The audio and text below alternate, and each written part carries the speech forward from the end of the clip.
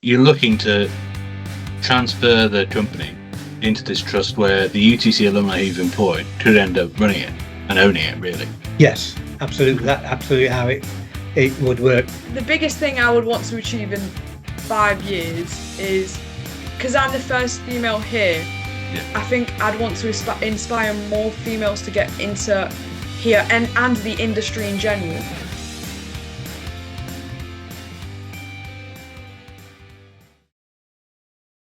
For this edition of The Blueprint, we are focusing on how UTC alumni are supporting industry. Agemaspark has a long and productive relationship with local Doncaster UTC. Multiple leavers from the UTC have progressed to apprenticeships with the company. We interviewed 3 of them, Sinem, Harvey and Charlie. We also spoke with Agemaspark's Managing Director, Paul Stockhill, about why he's employed so many of the UTC's former students. What was that like then? How was it like? Obviously, you had the sort of the 3, you've got the unique experience of staying with the UTC the whole time. Well, what drew you to the UTC in the first place, and what was it like going through the entire system? Yeah. So before UTC, so in year 7, year 8, it wasn't on any of my lists. So when you apply for secondary school, you're on your list. It was never on my list to go to the school that I ended up going to, but that's what I got placed into. And both of my siblings had been there. I've got 2 older siblings, so I went there. But it wasn't a nice school. The reputation of it wasn't very good. The behaviour, the education. It kind of just seemed like the teachers were only there to just get by through the day. They weren't very interested. So that already, not seeing the motivation from the teachers, already set me back from the whole, anything, like with the whole situation. I was always set back from school. And so when I was in year 8, I got a letter through saying, there's a new school opening and all that about the UTC. And I thought it would just be a nice opportunity to I'm not the type of person to just sit down and I'd never be able to have like an office job. It's never been something that I would genuinely be able to do. I'd just be bored and I wouldn't be very motivated for it. But with engineering, it's always on feet and you're always problem solving. There's always something to do. And I think that really, knowing that it was an engineering school, kind of really made me look forward to it. And I think that's what drew me in the first place. So when did you realise you wanted to progress onto an apprenticeship with Agemaspark? So I was very lucky that when I was in year 10, the school was trying this new thing by inviting like a handful of employers in to do mentoring with like each one of them had 3 or 4 students and they would mentor them. And when they put us into I remember when they put us into the lecture theatre, we thought we was in trouble, to be honest. We was like, have we done something wrong? And then that's when I first met Paul. And from there, the school was always said it doesn't have to always be about school, whatever you speak to them. It doesn't have to be about, it could be about anything you want. It's just something where you have a different point of view, basically. And I remember Paul came with a problem that one of their customers came to them with. And I think just at that moment, we were all trying to solve the problem. And I think that's what got me hooked straight away, because there's a lot of companies that will turn around to you and be like, do this job. And that's all you do. But I feel like with here, you get a job, but you get told, oh, by the way, there's this problem. How do you think you could solve it? So you get to add your own idea into it. You have that freedom to be able to turn around and be like, oh, wait, why don't we try it this way? Or why don't we do this? And seeing that from, Paul, who's a massive company owner, and you're just a year 10, and he's asking you about it, it gave you that confidence to be like, yeah, maybe my idea is good enough, maybe I can turn around and say that. I think that's what got me hooked straight away. But I'd never been at his facility yet by that point when I was in year 10, because COVID was only just, getting away, and, the lockdown and everything was only just, getting sorted out. And I think it was in year 11, year 11, I had my work experience with Agemaspark. And that's when I was like, yeah, I definitely do want to come here, because it's just hands-on and, you don't just get pushed to a side, they invite you in, you learn straight away. And however much we are very lucky to get that learning from UTC. Actually being in the industry and learning it in the industry, it's quite fascinating, to be honest. Okay. Do you remember what the problem that Paul brought in was? Yeah, I do. It was a cotton picking company. That's what I remember. And it was a company that came to that was trying to pick cotton. Yeah, and the problem was obviously the workers are working long hours and overtime, even though cotton's light, it gets heavy once you're putting it in the bag behind you, it gets heavier. And I Yeah. remember they were trying to find something to make that would help the picking and would help not carrying it. I remember my idea. I still remember it. My idea was like create this like big vacuum because he said there's no limit to it. You can come up with whatever you want. I was like in that massive field, you could have like something like a Hoover, for example, and the tube could go into in the individual's arm. And every time they pick the cotton, because apparently I didn't know this till Paul told me, apparently picking cotton has to be you have to be very delicate with it. Yeah. So they could pick it and they could just let go and it just go down the sleeve and go straight into the bag that's somewhere in the field. That was my idea. But to get to that idea, that took a lot of other ideas that was no, you can't do this, you can't do that. So, and that was the problem, I remember. Okay, that sounds quite a decent solution to it, to be honest. How do you think? Do you think learning at UTC helps you in that process? You said you had to sort of think of a few different ideas before you got to that one. Do you think the UTC gave you not just the technical expertise, but also the sort of awareness to, think creatively, try different things, and abandon ideas when they weren't going to work out?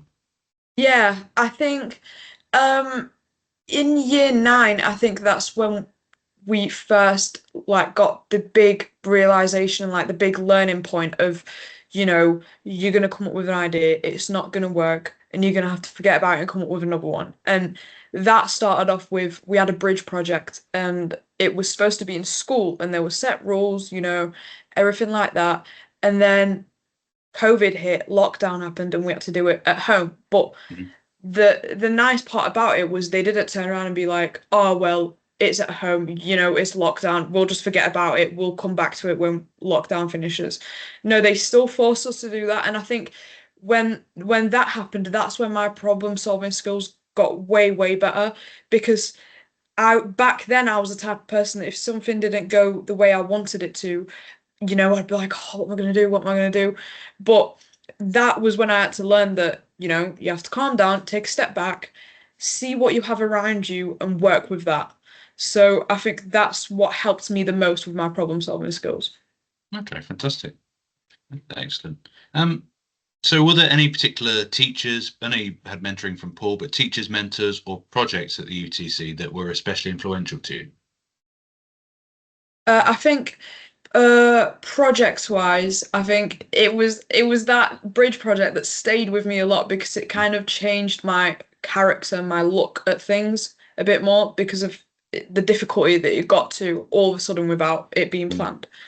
But I think teachers wise, I got a lot of help. A lot of the engineering teachers really took me under their wing. Miss Naylor, definitely, she helped me a lot. And I think Mr. Price as well.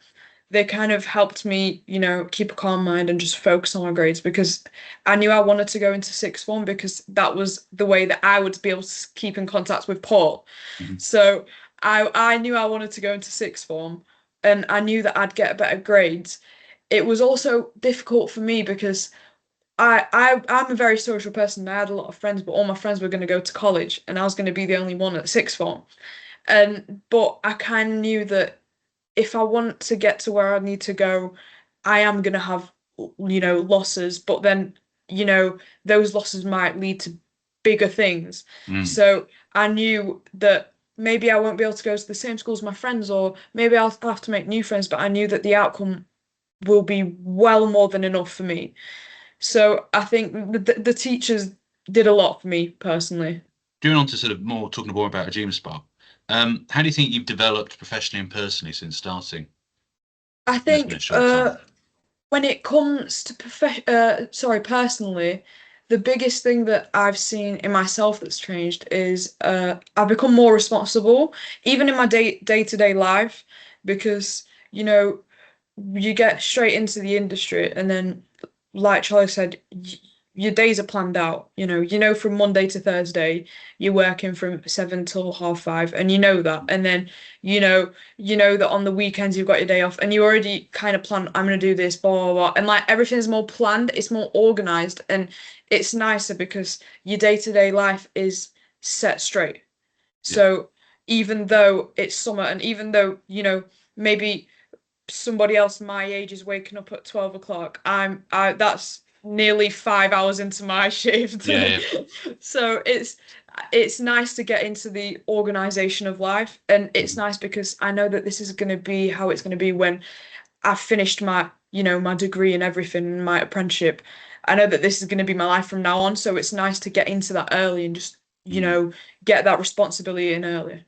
What's been the most exciting and rewarding project you've worked on so far at Agemaspark, including at the UTC? So Charlie has been here 2 months more than me, a month more than me, yeah, because I was on holiday when he started. Yes. So when I got back, I think for me, so every apprentice gets to make their own tap sets and all that. I think for me that's been the most rewarding because and your own sanding block, because you get to learn the tolerances from early. You know that everything has to be precise, and because it's yours, you kind of you're gonna have that with you for a long time, so you take more value into putting everything you can into that.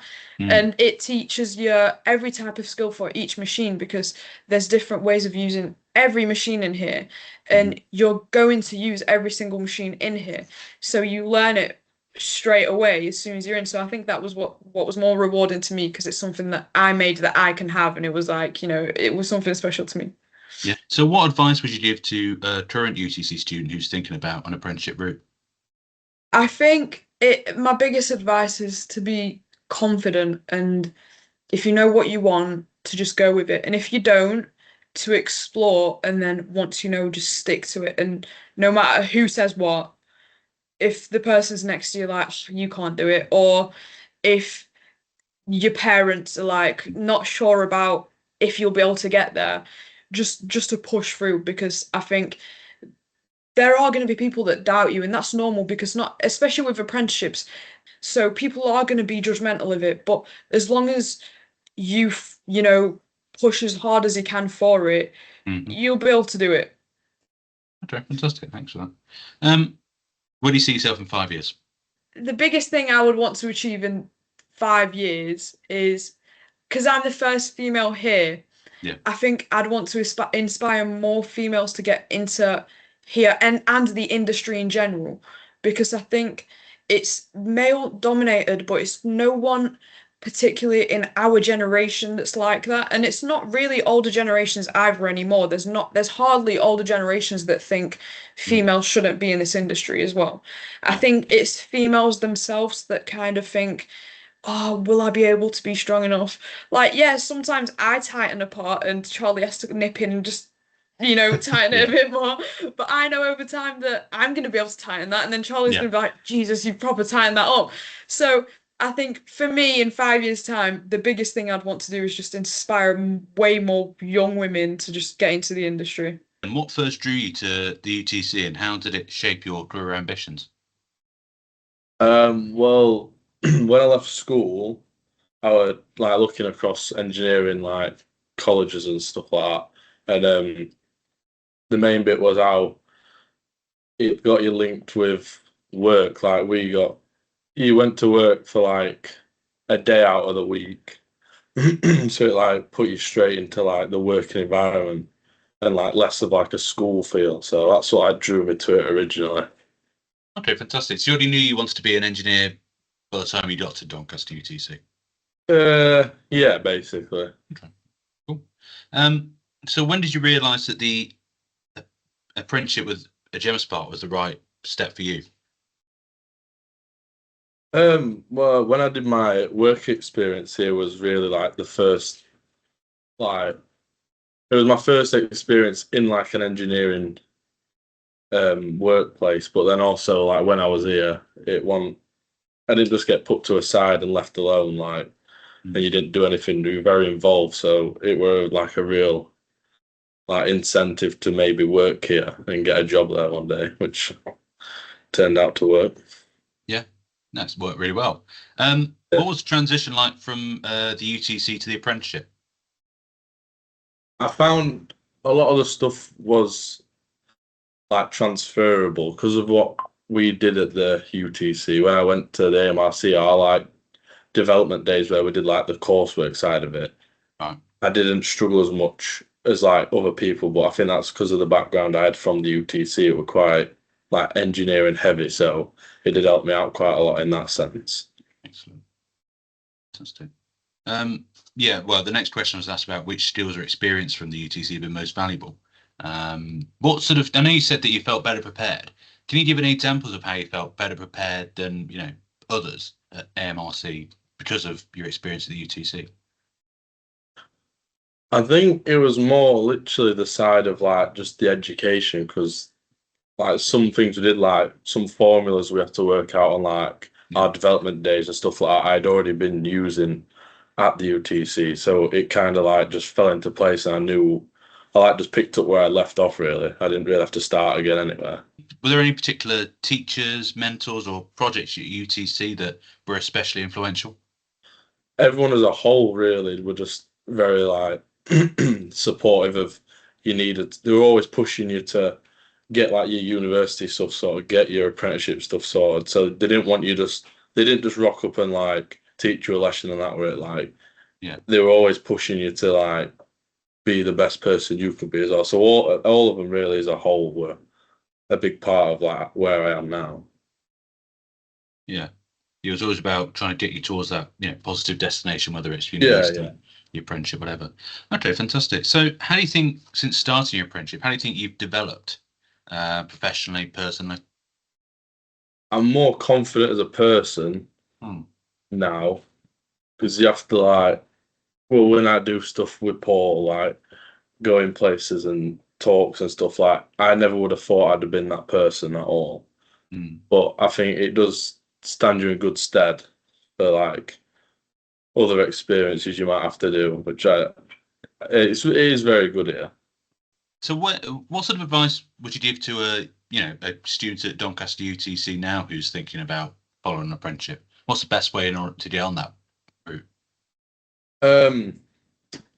I'd say like if you're offered experience of going to a workshop or like doing work experience, just don't just treat it as like days off school. Like treat it as like it is work. It's what you want it to be. So like make the most of it. Put yourself out there, and because you can't. People say you go to uni, you can be in school forever, but you got to get a job at some point. So I think you got to like knuckle down really and like just do what you asked and stuff like that, and it gives a good impression of you if you are like willing to work. Okay, fantastic. And where do you see yourself? I know it's a very stereotypical question, but where do you see yourself in 5 years, do you think? Hopefully still at Agemaspark. No, yeah, I'm happy here. I do want to see where I can go. Yeah.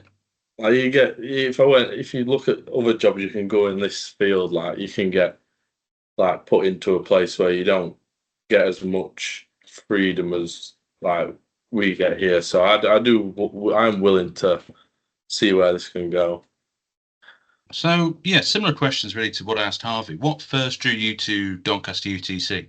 At the time, it was really the only decent engineering college in the area. I went and looked around Donny College, New College. They just didn't have anything available to me. Then I went to UTC, saw my old teacher, and he sort of guided me towards UTC. So I thought I'll give it a shot and send it out all right. When did you realise an apprenticeship with Agemaspark was the right next step for you? I'd say realising an apprenticeship in general was always the way I wanted to go. I'm not classroom based. I can't sit there and take in information looking at a screen. It's not my sort of type. I prefer just learning by working in person, like practically. It's the easier way to learn, in my opinion. And the thought of just learning while learning is just amazing because I can. It's just easier for me. I can do it all at once rather than go to uni for 3 or 4 years, get in a decent bit of debt, not come out with stuff I might not like, and then struggle to find a job later on. So I thought, just go the apprenticeship route. It'll all come to me eventually. Fantastic. So what was it like, the transition from the UTC to the apprenticeship? I'd say personally pretty smooth because of how much I learn at UTC practically wise. I was always in workshop from year 12 to 13, even on breaks and stuff like that. I just chilled down there, learn little bits here and there. And it's just that learning all of that's transferred well to Agemaspark because I'm applying them same skills now. Yeah. And working on actual jobs. So it's gone quite well. Okay, fantastic. Are there any particular teachers, mentors, or projects at the UTC that were influential or really helpful when you progressed to Agemaspark? There was one project called the North Star event. I was leader on that in year 12 and 13, where in year 12, we presented to 300 students. And in year 13, I think we presented to 400 because it was a bigger event. And that the event in year 12, it sort of started to bring out my skills in engineering. In year 13, I applied and adjusted some of them processes to make the project even better. And mentors with that, I had support from Mr. Clark and Mr. Marshall at the time. And Mr. Marshall was basically my mentor through year 13, helping with engineering all the processes, learning all the machines, just getting me to where I am today, to be honest. Yeah. And Mr. Clark was there to support me through my engineering diploma and help me get the best grade possible. Excellent. Excellent. So what does a typical day for you at Agemaspark look like? It starts off with just making sure machines are running all smoothly. So doing your basic checks before you even start any processes. So for what I was running last week, I was creating a trophy plaque for a Vulcan trophy, if I remember right. I had the program loaded up, so all I did last week was set the machine up, did a couple of simulations, made sure it ran all right, and that ran for 2 days straight. Oh, fantastic! Very long. And in the end, once that's done, you'll clean that machine, take that part off, and then you'll do all your measurements to ensure you're in tolerance. And luckily, I was. Not by much, but I was in. Yeah. So looking back on it, how do you think you've developed from since starting your apprenticeship to now, professionally and personally? Professionally, I'd say my hands-on skills have got loads better. I'm getting more and more involved. I'm taking on more responsibilities by the day. And I'd say personally, it's good for me because it's got me into a routine where I'm not getting sloppy. I'm constantly on it in a way. It's giving me something to do and not leave me in my room all summer bored. Yeah. In a way, it's got me motivated. That's the word. Yeah, motivated. It's got me motivated to just get stuck in with everything. Yeah. Not sit around slacking. Excellent. Is that what you're sort of most proud of then, really? Is the kind of, the fact is you've got this sort of the skills and the motivation now, and you've seen that sort of change in yourself? Yeah, I'm quite proud of that. I'd say so. Yeah, I'm very proud of getting the apprenticeship and the degree training because that was tough. There was the interview and the rigorous testing, that was quite tough. We managed to get through that. So I'd say I'm very proud of that. And I'm very proud to be working here because it's lovely. Yeah. Excellent. Yeah. So what advice would you give a current UTC student who's thinking about taking that apprenticeship route? Get stuck in. I wouldn't say don't be sitting around messing about in class. If there's an opportunity, take it because originally I wasn't meant to come here at all. I was meant to go to a motorbike place, wasn't I? Yeah. And that cancelled, and I just thought, well, I just won't bother work experience. And then I got a teacher offering me a place here, and I just took it, and now now I'm working here full time. So it's like take the opportunities you can. Like don't let them slide. Yeah. Or you're gonna miss out. Excellent. And where do you see yourself in the next 5 years? 5 years. Just finishing up my degree apprenticeship and Yeah. Okay. fully qualified here Fantastic. Excellent. is the hope. Got to stick so it's through the it. expectation. Yeah, that's the expectation. Yeah. When and how I found out about the UTC was some 11 years ago now. It was an invite from the local business community, Doncaster Council, saying they were having a inaugural meeting regarding the UTC, and obviously then mentioned like the Baker interest as the catalyst for all of this. And the brief was very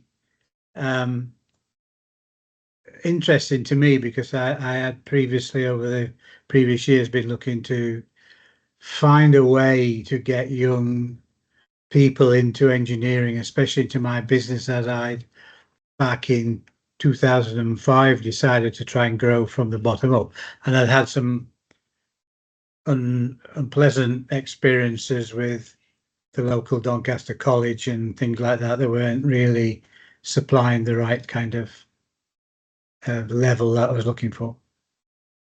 Okay, fantastic. So you'd heard about the UTC to the local council, and you decided to sort of, follow the progress of it. When did you realise the UTC, had what you needed in a sense that it met the sort of criteria that you felt the college didn't? Well, I mean, the time I kind of realised that the philosophy of the UTC was not in the first couple of meetings, as they were just looking for support from the local business community to see whether these things were of any use to anyone really. The descriptions that they were saying, it kind of triggered some memories of my own apprenticeship as being in the old technical colleges where you did a fair amount of practical towards learning your trade and everything, yeah, but stepping it back a little bit further into the education system, obviously younger starters.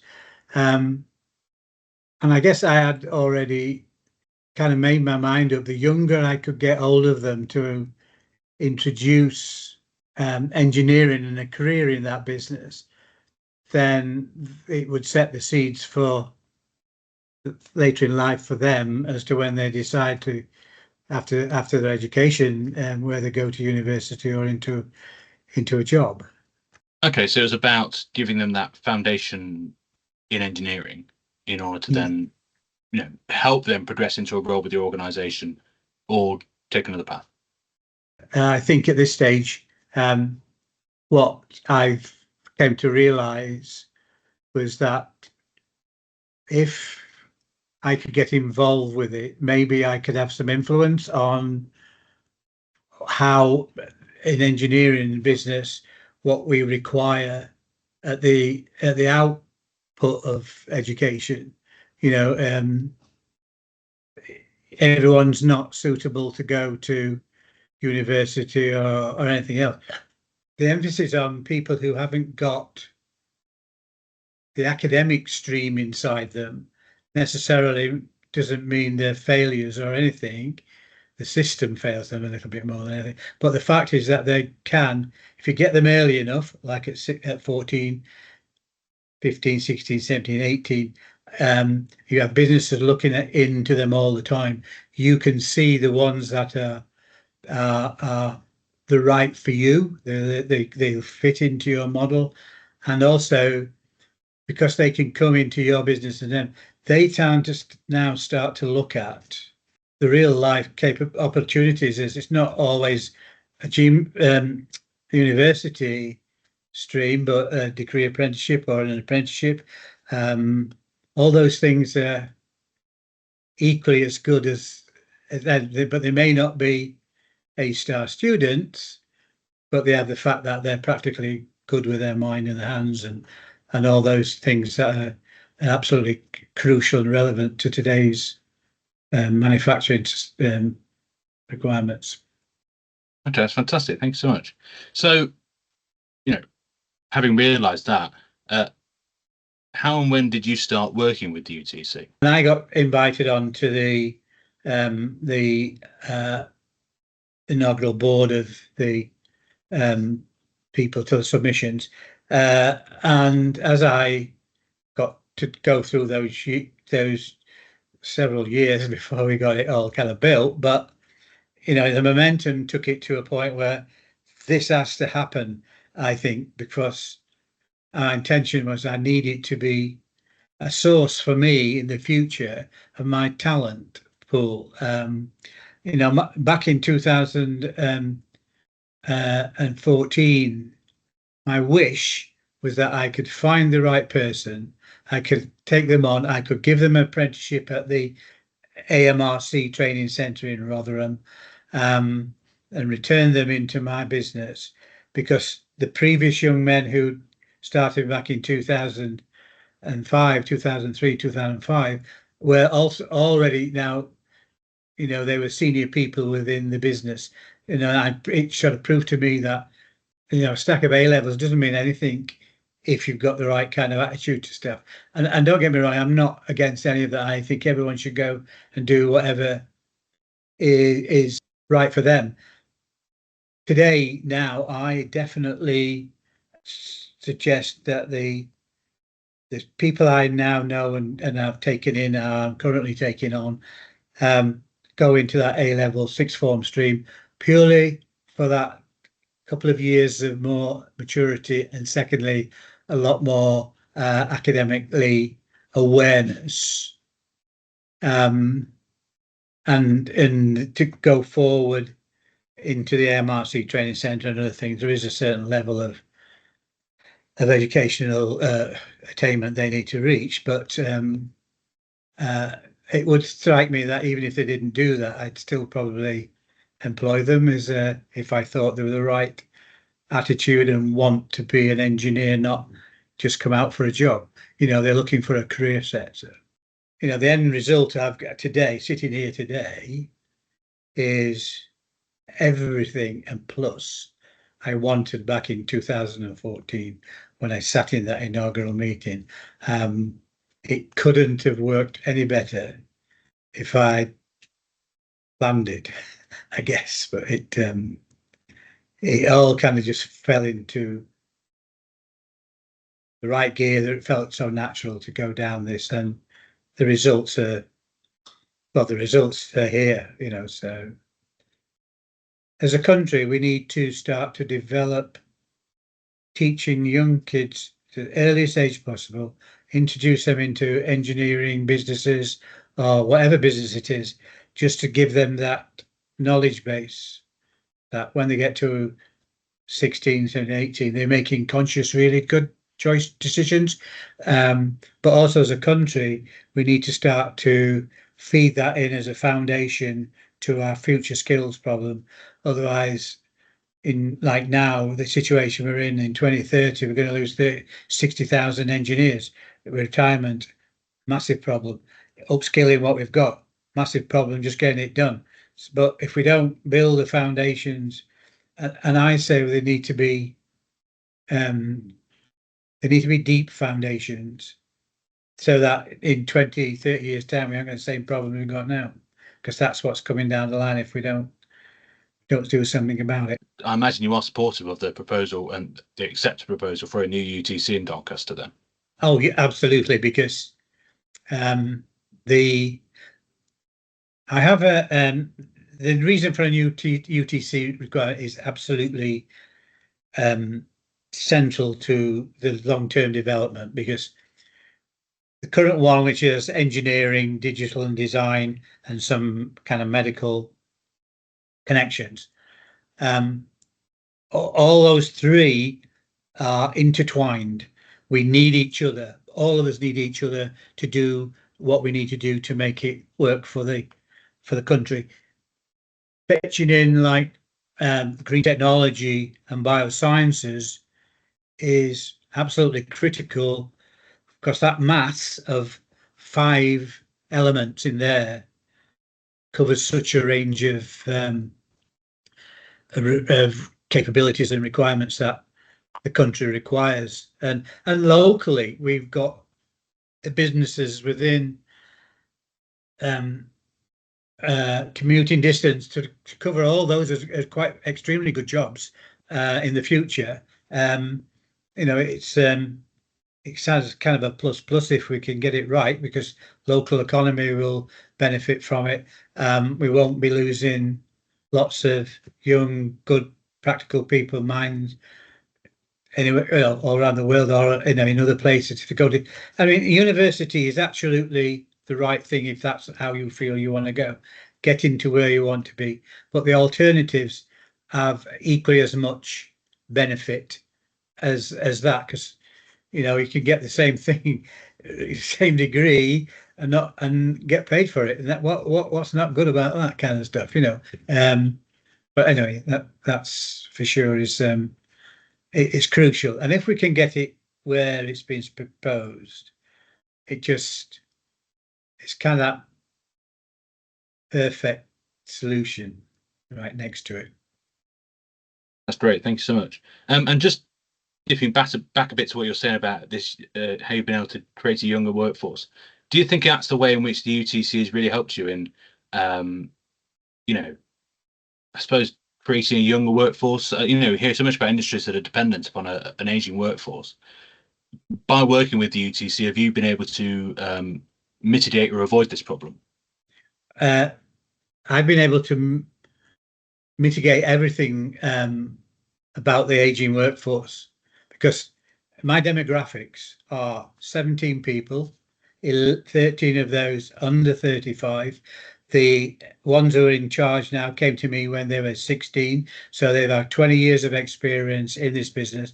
There is nobody between Sam at 36 and Chris at 63. I do not have any staff in that middle section there, because that area there was a result of lots of decisions made way back when apprenticeships and other things were kind of stopped. The cohort of 4 people at the top end includes myself at 72, Graham at 70, Chris at 63, and my wife at 70. She's the front office. Again, she's kind of contemplating retirement, and I'm going to look towards the UTC to see whether I could fetch in from the digital design and business model that they have currently.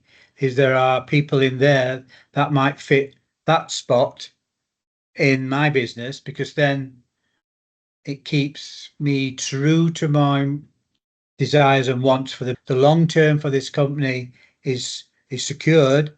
I am intending to try and do a EOT, employer ownership trust. So the people who are currently working for me now and have done for 20 odd years will end up owning the business in the future. So I've set here the foundations of a method that, as long as the UTC could keep supplying me with the right kind of people and they want to work in my business, we will be able to mitigate all that problem. Yeah, so just to be clear, you're looking to transfer the company into this trust where the UTC alumni you've employed could end up running it and owning it, really. Yes, absolutely. That's absolutely how it would work. The UTC would be my catalyst for the whole future of the business, is because it's generating the right want and desire to come and work within that industry, and not just to come to get a wage. That's important, but you can see and feel that the person is about what they can see now and where it can go in the future. So yeah, it's the UTC in the end. Without it, maybe I don't know where I would be at this stage, if I'm honest. Fantastic. Thank you so much.